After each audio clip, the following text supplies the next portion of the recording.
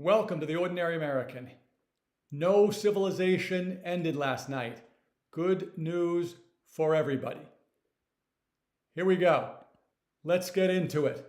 The Ordinary American, I'm your host, Paul Sarkis. This is an anti-leftist show, which means we're anti-Democrat. We want to get as many people to not vote for Democrats as possible. We do that by sharing news items and exposing the left to the right. The battle for America is a battle between the left and the right, and the Democrats are a leftist party. And we are against the left. We are anti-leftist. Hat tip to the great David Horowitz, who created the concept of anti-communist and then anti-anti-communist. Double negative. That's the Democrat Party. They're pro-leftists. We are against that. So we're going to get into it today. We're going to talk about Iran. We got a few other great news items, some fraud to go into that's going to expose the difference between the left and the right. And then I hope we're going to have time for jury nullification. This is something that's been on my mind to bring up for a while. I think it does play an important role. We're already seeing it play a role on the left. Now the right's got to start to adopt it. Okay, let's get back to Iran. No civilization died. That's great news. Trump gets stuff done. Betting against him has been the worst bet over the last 10 years. He's right. He's smarter than the left. Everybody was doom and gloom and World War III and he's an idiot and he doesn't know what he's doing and his Truth Social stuff is crazy and yet it still works. He put out his crazy demands. That's what he does. Carrot, carrot, stick, stick stuff. And what happened? Over time, we started out alone, bombing with some help from Israel. And then he built a coalition, Saudi Arabia, Egypt, Pakistan, UAE, Israel. By the way, for the first time in my lifetime, all of the Arab states working with Israel. That's what you call peace. That's what everybody's professed to have wanted over the last 50 or 60 years. Arafat said no to peace plans. He became a billionaire, stealing our money. Nobody could do peace. Trump finally has Arab states, except Iran, and Israel on his side, on America's side, against Iran, a Muslim country. It's a great deal. All right, then what does he do? He puts out his ultimatums. He builds in some time frames. He moves them around. He shows some flexibility. He then puts in real time frames. What happens? Egypt, Saudi Arabia, Pakistan, and UAE, I believe, really come to the front and start to negotiate or help to negotiate the ceasefire. Pakistan took a lead. Want to stop a minute for Pakistan. In his announcement on Truth Social last night, by the way, he made an announcement on Truth Social at like whatever it was, 6:30 or 6:45. That's how Trump does it. He communicates directly with us. He essentially just neuters the press. So there's no value in the press because nobody's going to get a scoop on what just happened. He just puts it out there. Now what's left? Analysis. That's it. Nobody has any power except for analysis. In analysis, you can listen to whoever you want. You can listen to me. Listen to a guy in front of a flag who loves God, his family, and his country. But you don't have to listen to the 3 or 4 news outlets. Trump puts it out on social, 6:30, 6:45. And he did several interesting things. One was he mentioned 2 names from Pakistan. Why? Because Trump understands how ordinary people operate. He wants them to get credit. Is it more complicated than that? I don't know. I'm not an expert. I hate the experts. They're always wrong. To a non-expert, it feels like he's encouraging them, saying, hey, look, you're really doing a great job. He wants them to gain more power in their country and around the world.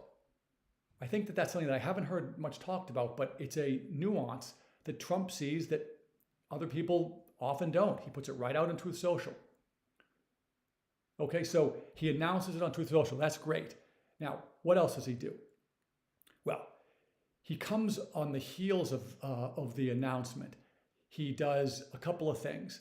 He says that he's representing the region and the United States, big.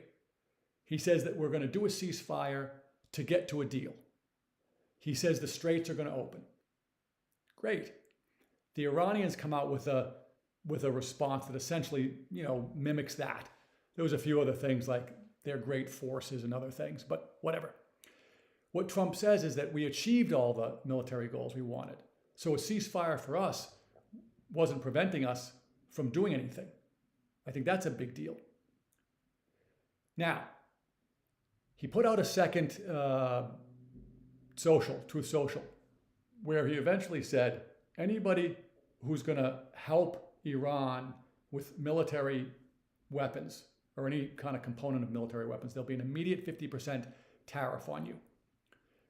Obviously, that was aimed at China without saying China, because essentially no one else has a big enough relationship in terms of trade with America that would be supplying them weapons.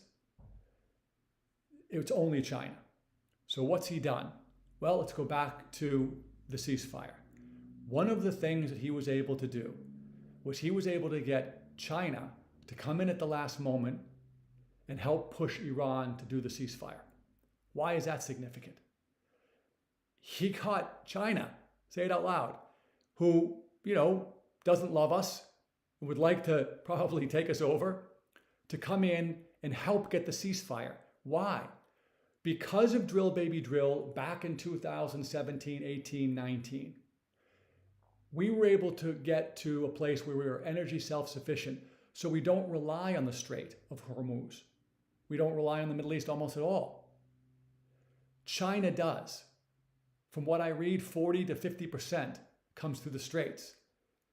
So he created a situation where they're suffering because of his conflict, which means that they had skin in the game to try to resolve it. He gets China to work on our behalf. He just gets stuff done. He knows how to get stuff done. So China comes in at the last moment, helps out. China gets a warning at the same time. Don't you supply weapons. Remember, there's a whole bunch of ships, Chinese ships that are out there, loaded up, I think, with chemical weapons and things to make these missiles. And he has to make a decision on that soon. And he either waives the waiver or keeps the waiver in. And I forget which way the waivers go. But that was a warning to China. 50% tariff. So now China's got to figure out, okay, do I want to do a 50% tariff? Or do I want to try to smuggle these chemicals into Iran? At the same time, the doom and gloomers said during tariff day, Trump tried to do tariffs. He couldn't really because China checkmated him because they have rare earth minerals that we need. And they said, hey, don't forget, we control you with our rare earth minerals. And all the doom and gloomers and all the people who secretly hate Trump thought that was spectacular. Look what just happened. He's got them helping us end this war, this bombing. He's got them on notice that they can't deliver those weapons. And now they're going to get a 50% tariff if they do.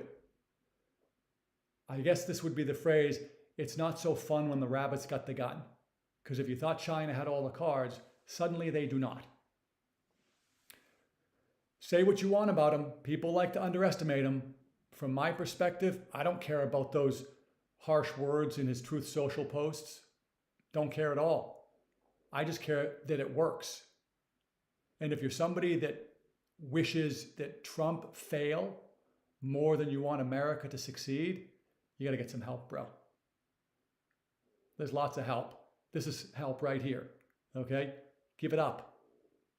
You can love America again. All that stuff you were told about Trump, it was like an MK Ultra thing. It was a mind manipulation. He's not racist. He wasn't working with Russia. He wasn't corrupting with Ukraine. He was doing the opposite. All of it's been lies. So just ask yourself a question, all the TDS sufferers. What would it be like if you knew and believed that all those things they told you about Trump were lies? I suspect all that hatred would slip away and you'd be back for being a real American and rooting for America. Sorry I diverged on that, but it irritates me to see these people who root for Iran over us because they hate Trump. We don't know what's going to happen with the ceasefire. It's fragile. We'll see. I don't even think that they sort of know how to stop everybody in Iran that has their finger on the button for some of these missiles. I heard Hegseth say something like that, like send carrier pigeons out to these people to stop with pressing the button. So they can't really do communication. So let's see how it goes. I'm cautiously optimistic. Last night I said, or yesterday I said I didn't think they'd take the deal, but they did. That's a good thing. Now we got to wait and see. Some of the things Trump said was no more enriched uranium. They're going to go in, US and others, and get what he calls the nuclear dust. They know where that is, he said, because Space Force with their satellites have been watching. That's really important. Now comes another doom and gloom anti-Trump thing. The word came out that Iran was going to start to charge Bitcoin or stable coins as a toll to go through the Straits of Hormuz. I think it was like $1 a barrel. So if a big ship has 2 million barrels from what I'm reading, then it would be $2 million per ship.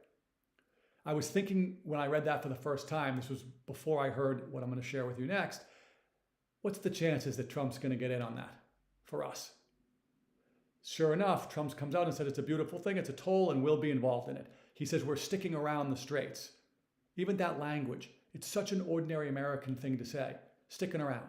He doesn't have to come up with a fancy word and wordsmith it and try to make everybody think he's got a great SAT vocabulary. We're just going to be sticking around. And he gets the point across. Beautiful. And we're going to get paid, it looks like. Why shouldn't we? We did all the work, put our people in harm's way and cost us money. And Bitcoin is freedom money. Maybe we're going to get paid in Bitcoin. Maybe this is how we can grow the strategic Bitcoin reserve. Trump is just smarter. Okay, so we're going to see how this goes. Oil immediately went down. Yes, last night it was crazy. It went from I think it went up to $115 or $17 a barrel down to 91. Last time I looked, it was trading in the low 90s maybe. Unbelievable. Okay, if I believe what I read, I think it's every $10 decrease in a barrel of oil is a 24-cent decrease per gallon of gasoline. We won't see it today, but we should see it over the next couple of weeks. Okay, good news all around. No civilization ended. This is great. There's from where I'm sitting, there's no bad. By the way, there's also no utopia. It may fall off the rails and will adjust. But we know we have a capable leader. Go back to the Bongino observation, contrasts. Trump contrasted with Obama. Obama put his red line in to Putin. Don't you cross this line in Syria. What happened? Putin crossed the line. What happened next? Absolutely nothing. Not a thing. Nothing. That's the difference between Trump and Obama. All right, we're going to move off of the Iran thing because there's so many other things to get to. More fraud. J.D. Vance Fraud Squad, or whatever they're called. I like the name Fraud Squad. They're going to they are going in, they're stopping things. One thing I saw he announced was they have a $6 billion government contracting bucket, $6 billion a year, that they think a huge part of is fraud. So they've gone in and sent those places notices and said, you got 30 days to prove to us that you're real. This ties back into something I say constantly, which does not get enough press. When Doge went in, they found $4.7 trillion, our money, of outflows, our money stolen, being sent to people from the Treasury General account, which was untraceable. It was untraceable on purpose. Doge fixed it, so now it's traceable. Why should we not assume that that 4.7 trillion is all fraud and theft. This $6 billion that the fraud squad seems to have figured out, a big part of it, it's contractors. So those are like consultants or people that the government pays. And from what I'm reading, it's just the honor system. You send in an invoice and it gets paid. There's no check, no nothing. So when the fraud squad is saying, you have to prove to us that you're real, sadly, what's implied in there is we can't tell. But that gets back to the 4.7 trillion. It seems that that's true. Maybe now that it's traceable, we'll be able to see who it is and get to the bottom of it. 6 billion, it's like, that's not, by the way, that's not even that impressive compared to the 150 billion or the, what did I hear yesterday, the train to nowhere in California, 125 billion. It's like 6 billion is a rounding error. 6 billion is a massive amount of money stolen from us. So JD and the rest of them in the fraud squad are getting to the bottom of it, which is unbelievably important. Okay. The Judicial Watch, a great group, a nonprofit, they have been going around trying to get expired names, illegal people, whatever, off the voting rolls. Why? Because it's those names that are used to cast votes, and if they're not real, guess who those votes go for? That's voter fraud. They just announced that they got 370-ish million names taken off the voter rolls in Colorado. That's great. Good start. It's not even a start. They also announced that they've taken 6 million off the voter rolls around the whole country. That's really great. We really need that. So great for Judicial Watch. Thanks for doing that work. Tom Fitton is the guy's name. He's awesome. Okay. I love Bitcoin, as you know. I think it's freedom money. I'm not a registered investment advisor. Don't take advice from me. But I think everybody should understand and know and have some Bitcoin. Morgan Stanley today launched their Bitcoin ETF. From what I saw earlier, it's going gangbusters. It could trade, I think if I read correctly, maybe as much as 50 million for the day. That would be up in the very top echelon of first days for ETFs. Okay, very important, a whole nother driver of demand, and gets a whole nother millions of people to have access to Bitcoin. Is it better to own your own? Yes, but some exposure is better than none. And zero exposure to Bitcoin is probably not the right amount. Okay, I wanted to mention that. Okay, I talk a lot about health. This is kind of a health adjacent. I didn't know this. I learned this recently. There is something called the Cures Act that was passed in 2016. So right before Obama left office, he signed it. And in section 3024, it essentially gives the government the right to experiment on us without our approval. Now, when you throw this thing into Grok or AI, what you get is a defense first. And it says, oh, no, they can't do it. They have safeguards. And it says that they have to decide first a whole bunch of things and a whole bunch of leftist nonsense. Who decides?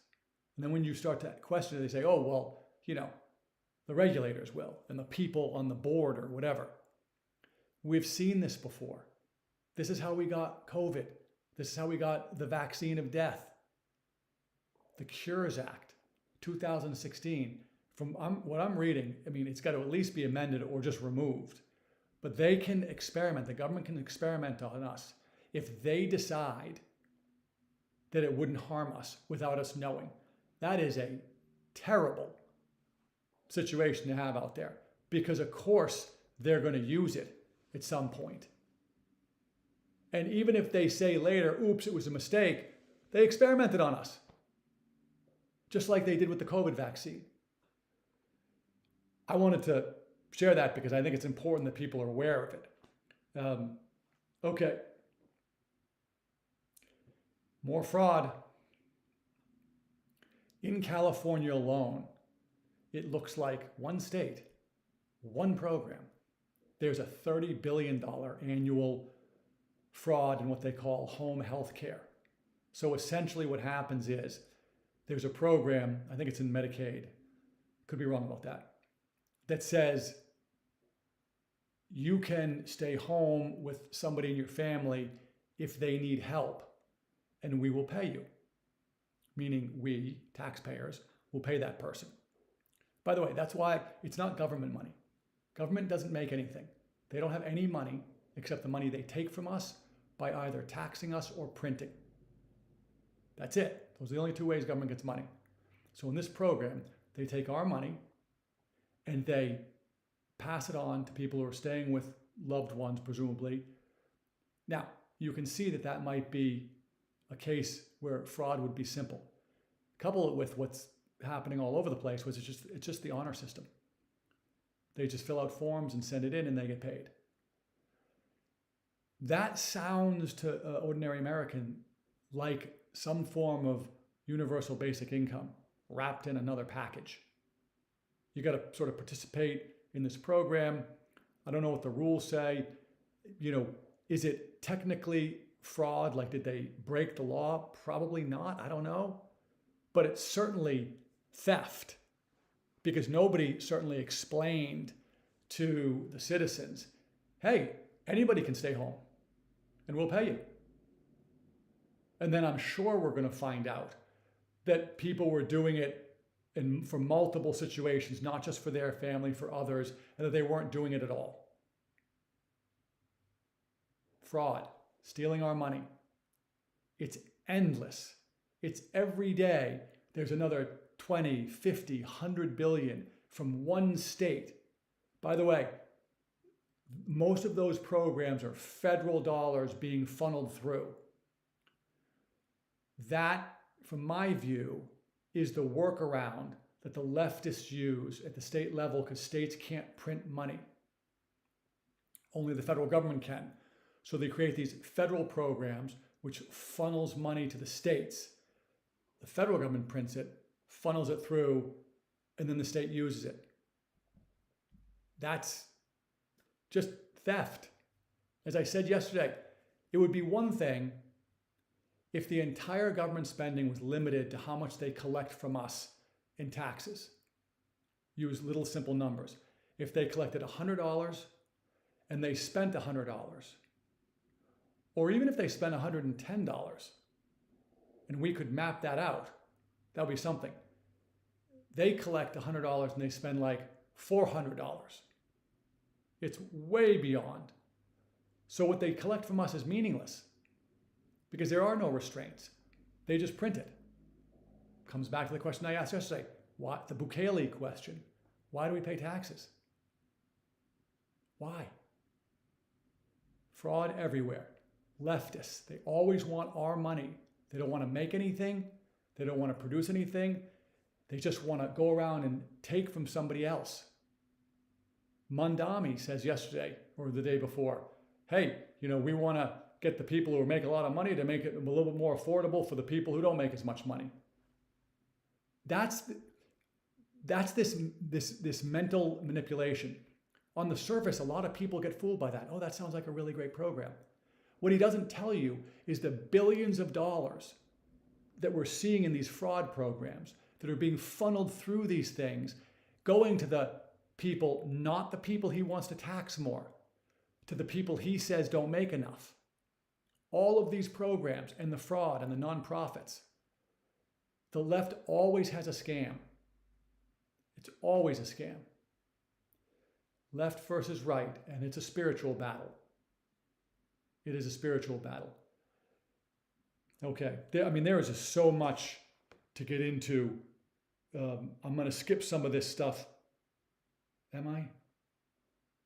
Yeah, I'm going to skip some of this for now because I want to get into a little bit on jury nullification because I think it plays into all of this. Okay, what is jury nullification? Jury nullification, if you haven't heard about it, is when a jury decides that despite the fact that a defendant might be guilty, they're going to vote not guilty because they either disagree with the application of the law or the result of a guilty verdict or the law itself. That's a crazy powerful position to be in, but it is one unique to America that exists. So a jury can decide, I think the law is wrong, I think the application of this law is wrong, or I think the results of a guilty verdict would be unjust. They can do what's called jury nullification, which is they vote not guilty, even though maybe technically the prosecution proved that there was guilt. And then, because of our great Constitution, that person can never be tried again, ever. It is a statement of the citizens against the government. Now, it can be used for bad.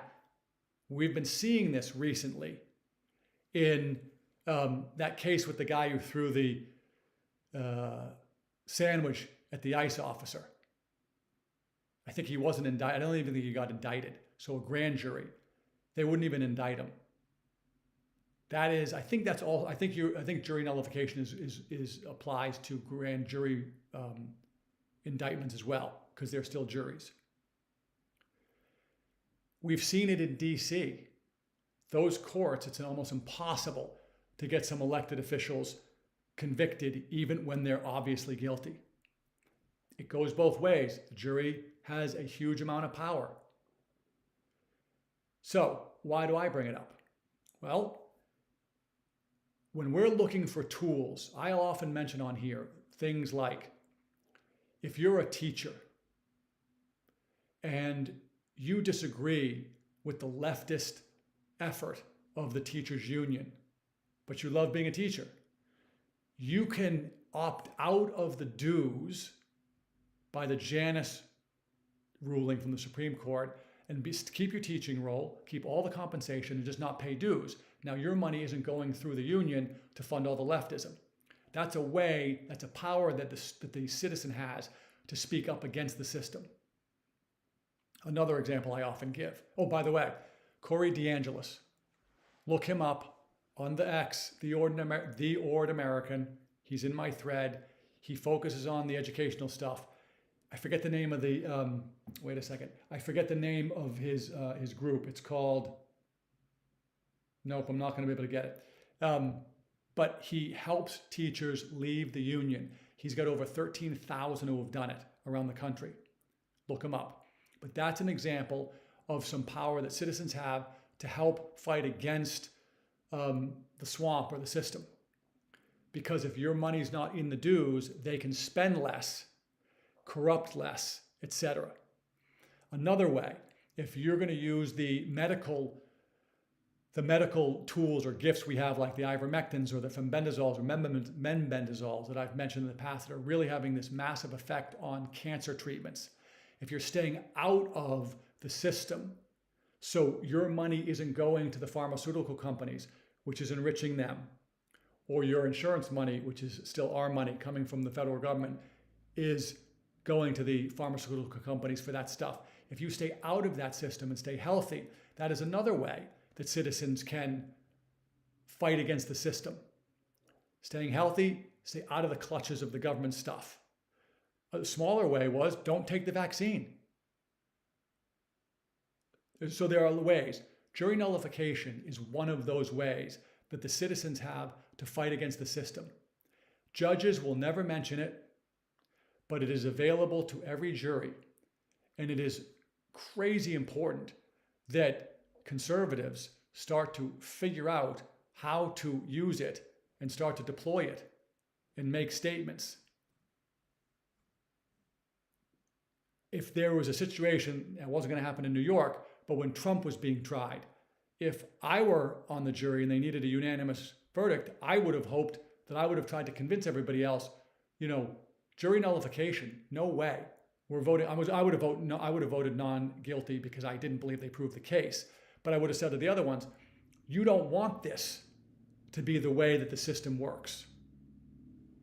So I can think of a million ways in which jury nullification can play a major role in our ability, citizens, ordinary Americans' ability to fight back and bring our country back. Think about when you get, first of all, think about jury duty. It's always sort of viewed like, oh, I got to get out of jury duty. That's what you hear people all the time say. I always tell people, try to get on jury duty. We need smart people. So the first message would be, try to get on jury duty. Don't miss your appointment. Go in. Get on. I was called to jury duty in Los Angeles, and I did get on the jury. And we heard a case, and in the first 15 minutes, the judge declared a mistrial because the prosecutors said some things, I guess, that he had warned them not to say. It was a gang murder situation. So we were dismissed because it was a mistrial. But first thing is, try to get on a jury. The more smart people that can think through these things, the better. And obviously, if any of us were on trial, we would want smart jurors who are really going to be thoughtful. And then get on the jury and start to think about jury nullification if it's that kind of a case. I can think of a million laws that are, in my opinion, unjust. Today, the thing that comes to my mind is that we see all this fraud going on. I'm looking over at my notes. We see all this fraud going on, and we're still paying taxes. I noticed there's some guy who's, I think fighting the IRS saying, I don't want to pay taxes because you're stealing all my money. If that was to go to trial, jury nullification could be used for that. Say that's unjust. Stealing our money and then taxing us. If you had a trial, certainly if you had a trial of where it was a similar thing to the Trump stuff, where it was a political thing or a J6er or any of these things, jury nullification, I hope it becomes more prominent, certainly on the right.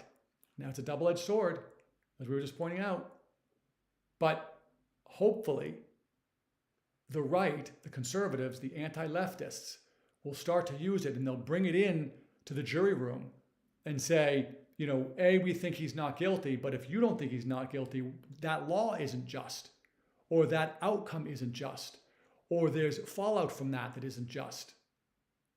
That's us speaking up against government. So I wanted to mention that. You can do your own research on it. There is a fair amount written about it. But surprisingly, I guess not surprisingly, the system itself doesn't talk about it much.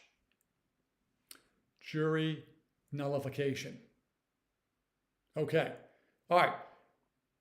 We got a few more minutes, and I wanted again to go back and hit home on the Bitcoin and now tie it in a little bit to the Iran situation with the toll, and just sort of talk about why in the macro do I obsess over it.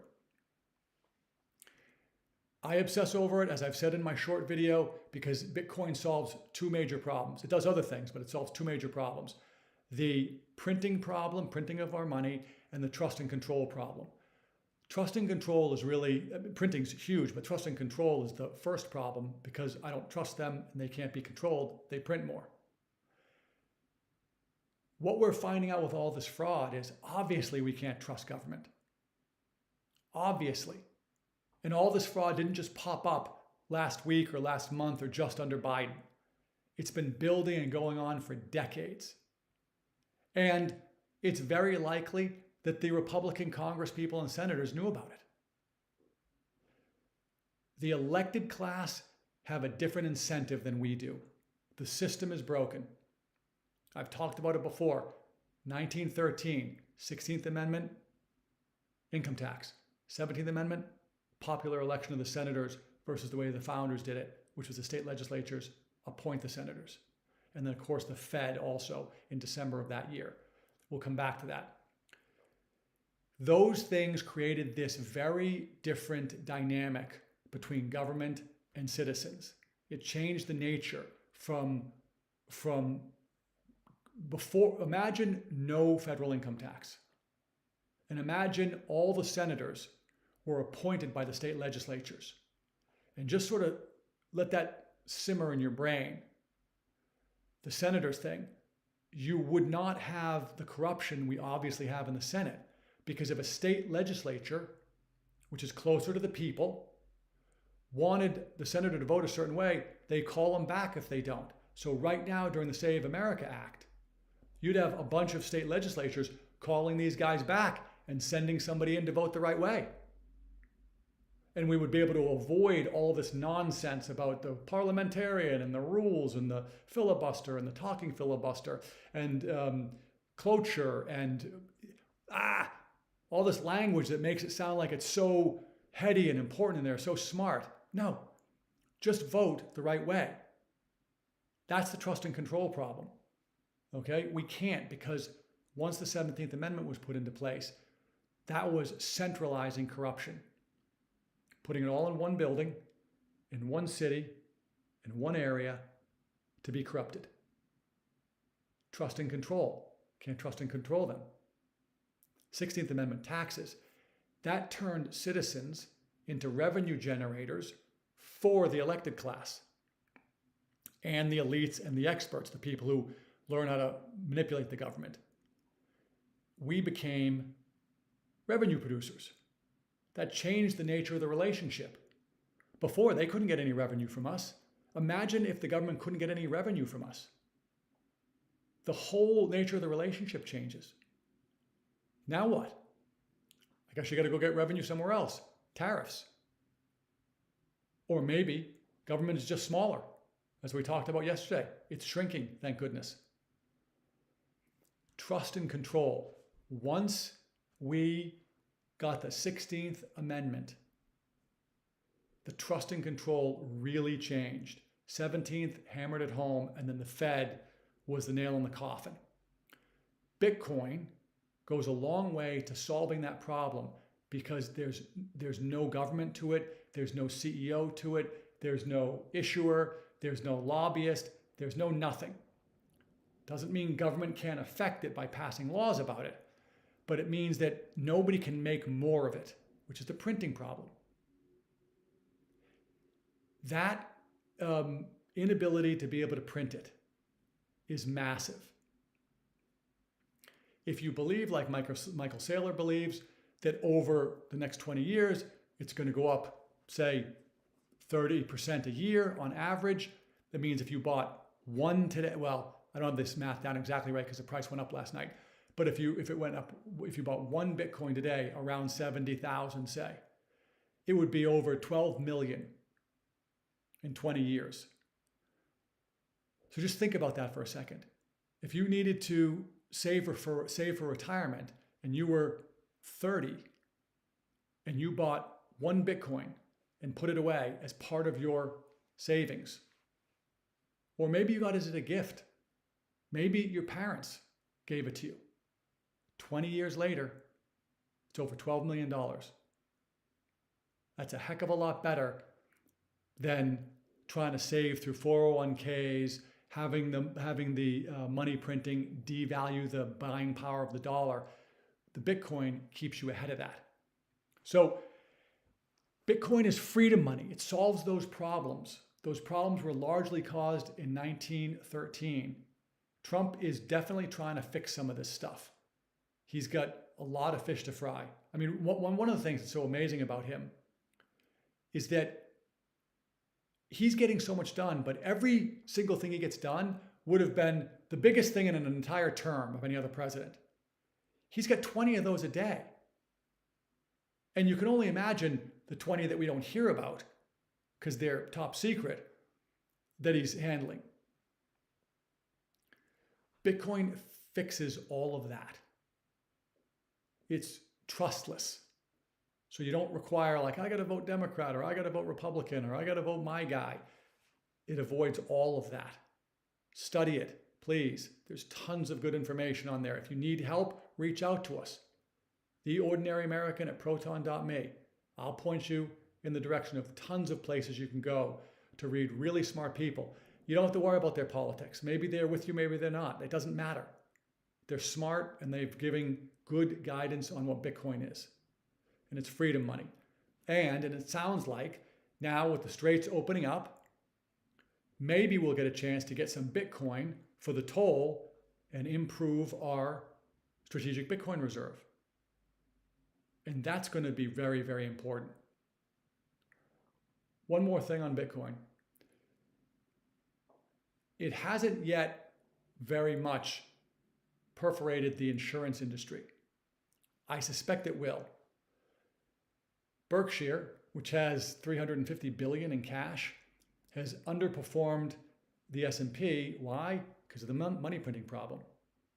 Let me divert quickly here and just say, Warren Buffett and Charlie Munger were very bright guys. I had a lot of disagreements with them, certainly around how they portrayed taxes and the Democrats that they supported. But they relied on finding assets that were either undervalued or they thought had way more upside value than others did, than buying it and taking time to let that asset grow. That is essentially the formula behind Bitcoin in terms of asset growth. The Berkshire guys haven't been able to deploy their capital as aggressively in the last, say, 15 years as they did in the previous 40. Why? Because of money printing. How does that work? Because money printing jacks up the price of the assets. So the people who own assets, homes, businesses, art, other things, it jacks up the price. Businesses. So that if Berkshire is going out and looking to buy businesses that they want to find that are undervalued, or they think the value is going to rise faster in the future than everybody else does, they lost that edge because money printing drove the value of those assets up. So not that nothing was undervalued, but very few things. So they couldn't deploy their capital. So it just sits there. Warren Buffett, I think, has retired or something. I really don't know. Abel is now the CEO, and I think the chairman. I still think that they will add Bitcoin or Bitcoin-related products to their balance sheet sometime this calendar year. That will be a big mover for Bitcoin because it will sort of be like Grandpa saying that Bitcoin's okay. So keep an eye on that. All right, one final thing before we wrap up. Big day. Unbelievable. No civilizations died. Thank goodness. Okay? Trump is smarter than the Democrats, smarter than the globalists, smarter than the City of London. You just should not bet against him. Okay, one last thing. Spiritual battle, always. I heard a homily, and basically what they said was, God is seeking us. We aren't the seekers. We have to turn into him. But he's always seeking us. He's not holding back. He's not saying, do this or else.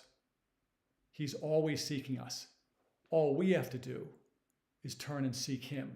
And he wants to know us. He already knows us, but he wants us to share ourselves with him. How do we do that? Through praying.